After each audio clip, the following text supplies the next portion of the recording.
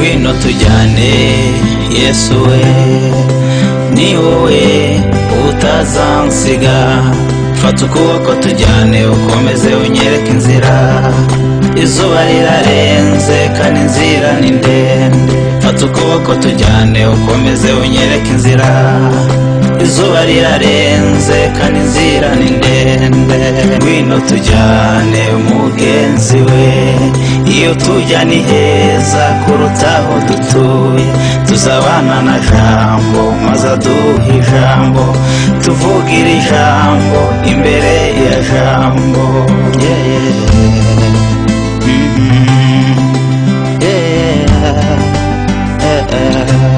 Nza kubigisha igitabo cya Rusi. Ni igitabo kibenshi bakunze kucigishamo, ariko ni ijambo ry'Imana. Icyo gitabo ni igitabo kimwe mu bitabo bibiri byo muri Bibiliya cyitiriwe amazina y'abakenyezi. Ibitabo bibiri. Icyo ni ikindi cya Esther. So it's two of them, one for Ruth and the other one for Esther. Bwana Yesu asifiwe. Amen.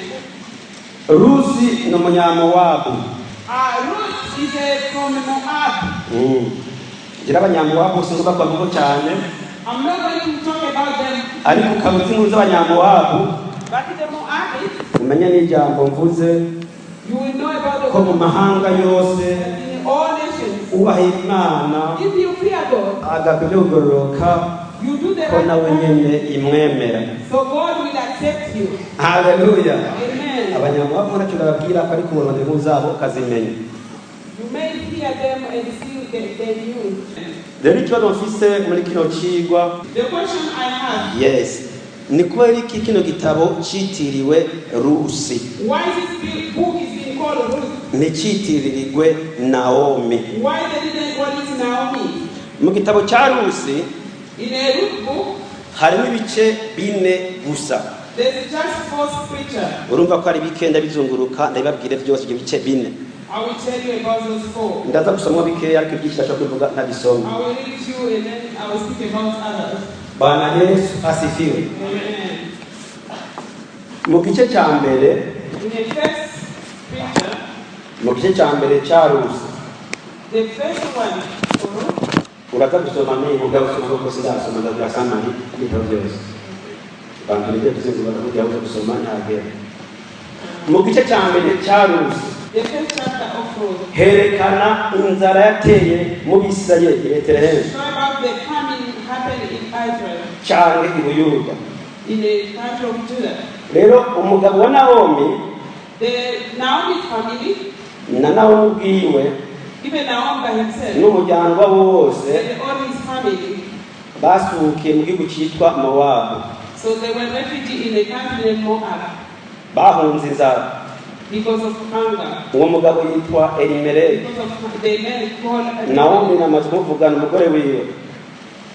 Naomi namuvuze umugore wiwe. And Naomi is his wife. Bari bafite abahungu babiri. They did have 2 sons. Umwe yitwa Maharoni, The one is called Maharon, uwundi yitwa Kiriyoni. and the other one called Gilead. Bahunze inzara rero, So they ran away because of hunger. bageze i Mowabu, When they reached Moab, bagize ibyago, they had a trouble. uyo mugabo arapfa, The men died, abahungu be barapfa, even all his 2 ariko sons. bapfuye barongoye. But after, when they died, they were already married. Bari bafite abagore babo, They had their wives. umwe yari Rusi, One was Ruth, undi akitwa Orupa. and then the other one called Orpah. Ariko abo bagore, abo bakobwa muze barabo muri Mowabu. All of them were Moab. Rero Naomi asigara n'umupfakazi, So now we stay at the widow.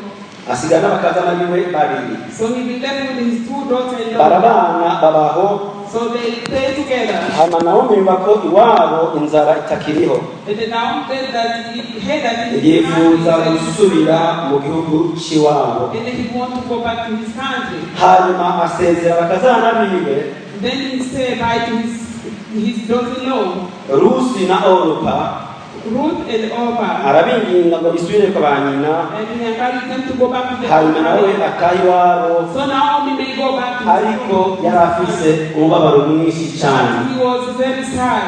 Ijambo ritangaje muri kino gitabo One word amazed me in this book dushobora gukuramo ikigo gikomeye, that can be pictured. nuko Rusi yanse gusezera inabukwe, Ruth refused to say goodbye to his mother-in-law, ariko Orupa we but Orpah yagumbiranye nawe nabukwe, asked his mother-in-law and said goodbye to her.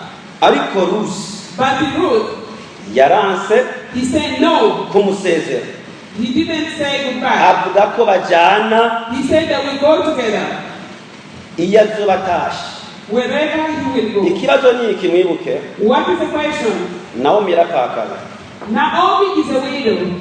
Orupa yarapfakaye, Orpah is a widow as well. na Rusi yarapfakaye. Even Ruth is a widow. Ariko rero amaze kumva amajambo Orupa But you see the word of Orpah. atarigira iwabo He just went back to his place kugira ngo yongere undi mugabo so he can look for another man. yibereho, So he can continue his life n'inkuru there. za Naomi agome ntazozimenye.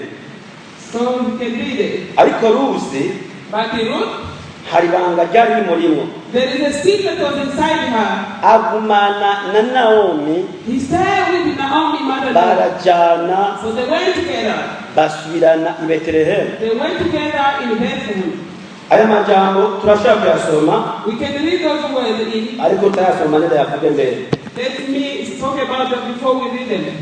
Rero Rusi Ruth, yavuze amajambo atangaje cyane, he says some amazing words. abwira nyabwo ati Imana yanjye Imana yanje, He spoke to her mother-in-law, your God is my God.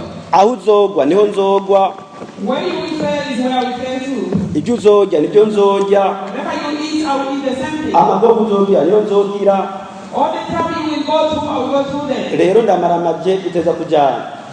So we have to go together. Ariko inaruka aramubwira And then her mother-in-law spoke to her. ati bana banje, It's my children. murabona nta mugabo mfise, I don't have a man. none banye umugabo, Even if I have a man now. none twayinda iri joro nkabyara abana, Even if I can conceive and give them nimwozo children, barindira ngo babere abagabo. you can't wait for them so they can be Aramubwira your ati husband. by'ukuri nugende, For food is ndabona ko atacyo ngikumarira. It's not anything between. Ariko Rusi arahakana kabisa, The Ruth said no. arabyanka. He denied. He said Naomi no. abonye amaramaje kujyana nawe, When he went with her, aca arahora. he stayed quiet. Byumvikana baca batanga urugendo. So they have to start the journey. Dusome muri Rusi igice cya mbere Ruth chapter 1, umurongo wa 15 verse 15 gushika ku murongo wa 18. up to 18.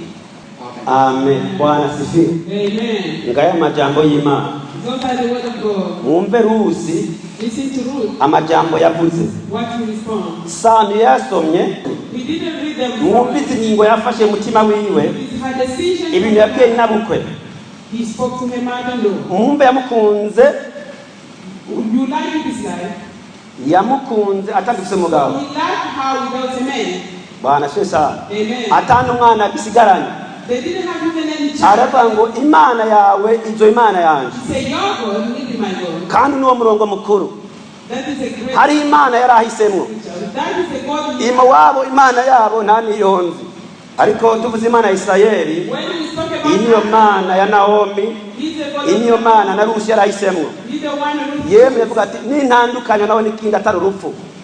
What Imana is yakabimpanira. just Uyu mugore ni umwizigirwa.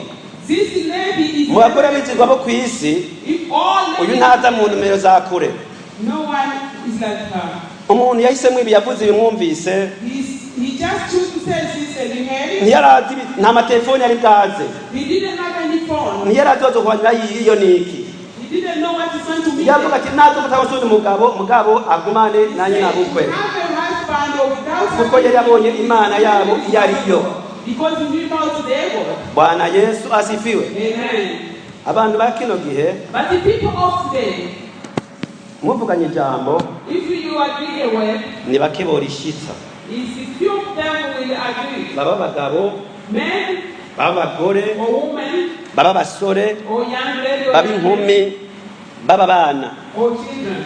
naho yokurahira Even they can swear. akakwandika n'urwandiko And they can even write. ukabona bishikize urashima Imana. If they do the nkunda kwivuga n'amafaranga and some people with the money, uzoyahabore wese anyone who will give mu cyubahiro cyose afise for the nayagusubiza if he give it back to you, ugombye batanga ishikanwa if it's good for you to give Bwana something. Yesu ahari. Amen. n'uwo umuntu amafaranga If you give your money akayagusubiza uko yaguhaye and he give it back the same nahazo way, bavuga ubutumwa nahazo bavuga ubutumwa even if he's going to preach, nahazo baririmba if you will be nahazo basenga or if you will be nahazo basobanura or if you ubutumwa will be interpreting the nahazo message, batanga intara even if you will be testifying, bakeya barabishobora it's few of them. benshi birabananira Maybe they ndiko ndivugira rusi I'm talking about ariko buri muntu wese yipime kuri n'ijambo ry'Imana just ryanditse muri Bibiliya. this word. Bwana Yesu asifiwe. Amen. Rero rusi abumwizigirwa Ruth is a faithful. akwirikira inabukwe So he told her mother, baragenda nyirabwirigiro byagenze and they went to the place. Let me tell you what happened. mu gice cya kabiri Chapter 2. mu gice cya kabiri Chapter 2. kivuga ukuntu Bowazi yagire neza rusi igihe yajya guhumba mu ruba byiwe igihe cy'igenya. It explained how Boaz did good to Ruth. Rero about what he did to rusi mother-in-law. nari nabukwe baragiye So Ruth and her mother-in-law they just. uraza umuntu ahungutse ntacabazanya abakenye iyo utashe ntacyo utahana kukuye mu ikambi y'impunzi If you just go nothing, you don't have. You have. nabo bivana rero ko ntibisa n'uwari iwabo. So you know that. Ivyo murazi ko agiye babibahaye kino gihe cyo nayo ni ntari bwabeho By this time, even the Job wasn't there. ariko bari bahunze inzara But they ran away because of bumvise ko money. iwabo rero inzara yaheze When they heard babona that kugaruka. there is no Rusi na Naomi baragarukana. So they come back. bashitse rero When they reach to basanze umugabo witwa Bowazi so they met yari mwene wo mu miryango n'umugabo wa Naomi yari mwene wabo na Elimeleki umugabo So wa he was the Naomi. one of Naomi's family. Haleluya. Amen. Uko byaciye bigenda What happened? urumva Rusi yari akiri muto You know, Ruth was still young. He urumva ko Naomi nawe yari akuze didn't have a children. Naomi yari akuze But Naomi was a mature. hanyuma rero Rusi aja gutoragura utuntu twasigaye babimbuye So Ruth went to pick up some sticks. mu kirundi bavita guhumba hajya nk'ibiharage iyo babimbuye ugenda uratora utwasigaye Take something from the farm and the leftover. nka mwese mushobora kuba mubizi I know all of you know that. kiretse abavukiye ngaho bagakurira ngaho Maybe those who were born. ariko umuntu wese avuye muri Afurika Anyone, if you came aho from Africa, baheje kwimbura when they finish to harvest, atari umuntu mubi urenga agatoragura ashobora if kubwira it's not a bad person, So, you just ask him, I want to pick something in nibyo your farm. abona They will say bitabimera yes. imvura iguye When it rains, rero Rusi yagiye guhumba rero so Ruth went there to pick something. agenda kwa Bowazi He went to Boaz. ariko Bowazi yari yumvise inkuru za Rusi So Boaz had no amugirira neza So he did good. amuha utwarya He gave her food. amuha ibyo kunywa He gave her drink. aranamukingira And he just take care of you. uraza umuntu apfa akiri muto You know someone who doesn't have No.